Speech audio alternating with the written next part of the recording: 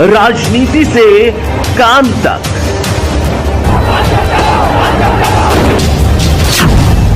अपराध से अंजाम तक, खेत से खलिहान तक, अब हर खबर पर होगी हमारी नजर। पाइए सीधा अपने मोबाइल पर। मैं हूं मौर्य कुमार गौतम, आपका अपना न्यूज रिपोर्टर। देखते रहें गांव शहर की खबर और जुड़े रहें सिटी न्यूज इंडिया वन के साथ। हमारे चैनल को लाइक करें, शेयर करें और सब्सक्राइब करना ना भूलें। नमस्कार दोस्तों, मैं हूं आपका अपना न्यूज रिपोर्टर मौर्य कुमार गौतम। आज हम आपको लेकर के चलते हैं उत्तर प्रदेश के जनपद हापुड़ क्षेत्र के कस्बा धौलाना के नंदपुर गांव सुनीता गार्डन में। अब आपको दिल्ली, गाजियाबाद, नोएडा, मेरठ, हापुड़, बुलंदशहर जाने की आवश्यकता नहीं है, क्योंकि आपके कस्बा धौलाना में नंदपुर गांव पर सुनीता गार्डन में गरीब से गरीब अपनी बेटी का सपना पूरा कर सकता है।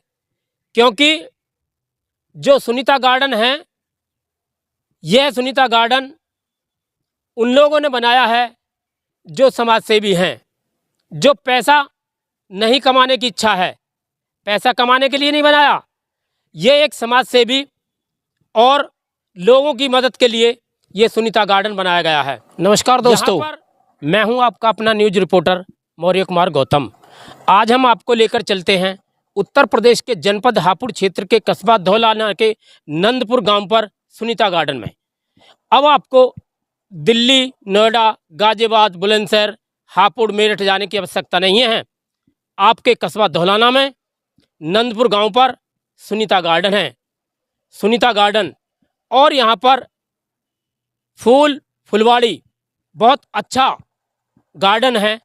देखने के लिए आपका मन भी लगेगा और यहाँ पर लोगों के लिए बहुत सुविधाएं हैं।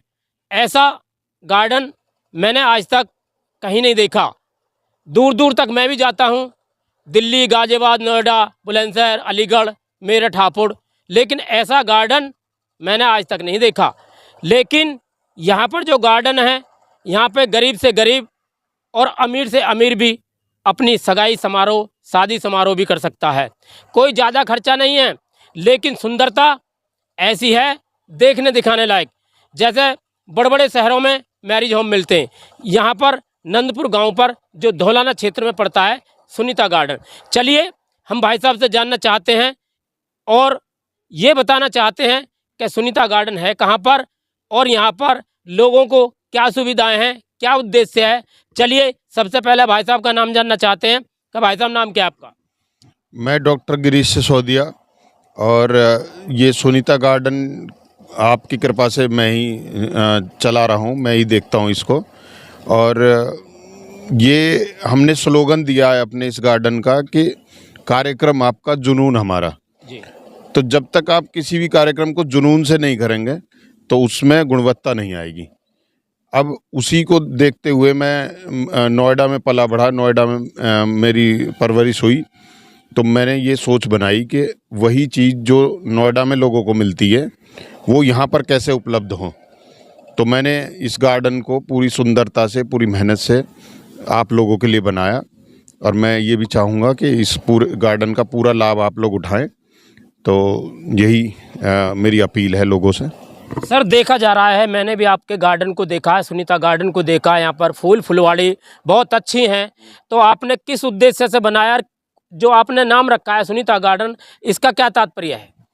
ये मेरे माता पिता की प्रेरणा से बना, क्योंकि बिना उनके आशीर्वाद के कभी भी कुछ करना संभव नहीं है। जी। तो मेरी माता जी का नाम सुनीता है, और मैं ये चाहता हूँ कि उनका नाम हमेशा अमर रहे, क्योंकि वही जननी है। उन्होंने ही मेरे को इस काबिल बनाया कि मैं समाज में खड़ा हो सकूं या कुछ भी कर सकूं। अगर उनका आशीर्वाद ना होता तो शायद कुछ भी संभव ना होता। तो ये सोचकर सुनीता गार्डन नाम रखा गया, और मैं तो चाहूँगा कि उनके नाम को आगे चलाते हुए सुनीता गार्डन से सुनीता गार्डन ग्रांड भी कभी ये हो जाए और एक होटल का रूप ले ले, जिससे कि यहाँ के लोगों को कहीं दूर ना जाना पड़े और वो यही महसूस करें कि हम बहुत बड़े शहरों में जिस तरह प्रोग्राम करते हैं वो यहाँ करें। और इस बारे में पूरे इलाके में मेरे हिसाब से मैं अपने मुंह से नहीं कहना चाहूँगा कि इस बात की चर्चा भी हो चुकी है कि जैसा कार्यक्रम मैं करके देता हूँ, क्योंकि मेरे अंदर ये जुनून है कि वो यहाँ से लेकर जाए तो यादगार बन जाए उनके लिए। जी जी सर, देखा है मैंने और गार्डनों में जाकर के जो मैरिज होम होते हैं, शादी समारोह होती हैं, आपका गार्डन सुनीता गार्डन तो बिल्कुल हट करके है। यहाँ पर लोगों को क्या क्या सुविधाएं देते हैं आप? मेरे यहाँ लेकर छोटे से छोटा प्रोग्राम, अगर आप जन्मदिन भी मनाना चाहो, और बड़े से बड़ा 3500 आदमियों तक का भी मैंने प्रोग्राम यहाँ पर किया है, लेकिन उसमें कोई भी सुविधा ऐसी नहीं है कि मैं उनको नहीं दे पाऊँ। जैसे सुविधाओं की बात करें तो वीआईपी ट्रस्ट बैठक यहाँ पर है, लाइट की बहुत सुंदर मेरी यहाँ व्यवस्था है, फूलों की डेकोरेशन बहुत मेरे यहाँ सुंदर है, और उसके अलावा खाने का एरिया, बैठने का एरिया, सब कुछ मैंने अलग अलग विभाजित करके इस तरह से बनाया हुआ है कि कितनी भी भीड़ हो जाए आपको ये नहीं मालूम चलेगा कि यहाँ पर मिसमैनेजमेंट नाम की कोई चीज़ है।